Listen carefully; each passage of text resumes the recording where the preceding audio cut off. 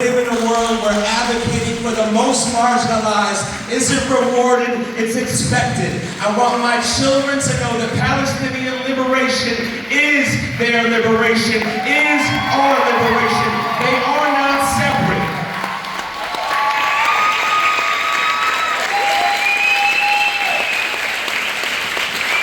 I want to live in a world where our children are taught the history of systemic oppression and how the roots of white supremacy and capitalism have infiltrated our democracy in America today and how that spreads like a plague to the rest of the world. I want to stop voting for the lesser of two evils.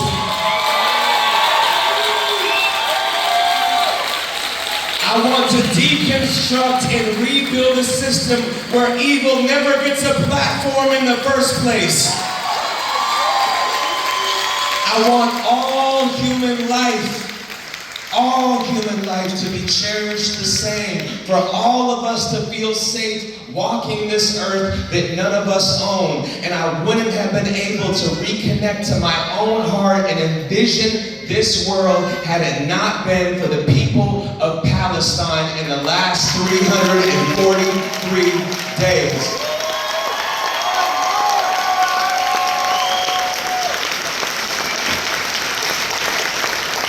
Your immeasurable suffering and pain will not go in vain. It has ignited the entire world. The next generation is alive, loud, and unapologetically committed to this movement. We will not forget you. We are right here. We are not going anywhere.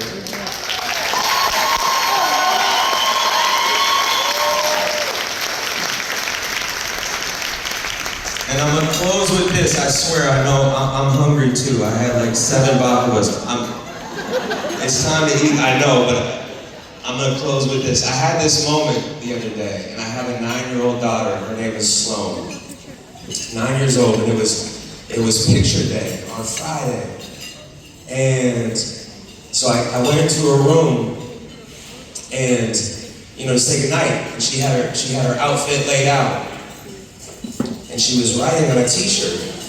And I said, "What are you writing on the shirt?" And she told me, "From the river to the sea, Palestine will be free."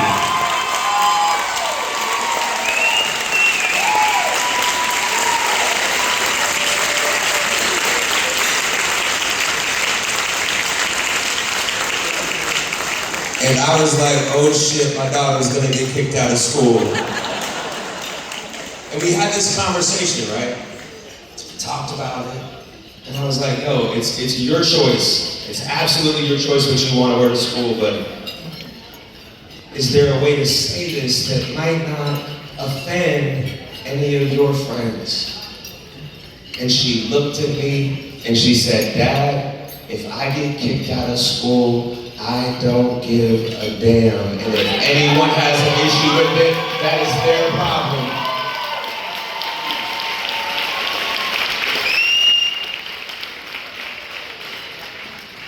I was unpacking it with my brother Tamara the next day on the phone, and he told me that he would have said the same thing to his kids.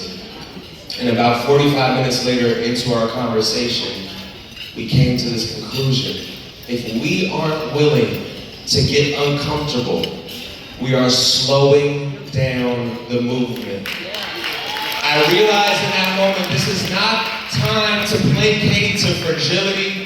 This isn't a time to tiptoe around demands. This is a time to stand up, to speak out, to take to the streets, to boycott, to divest, to be uncommitted until the U.S. stops arming Israel.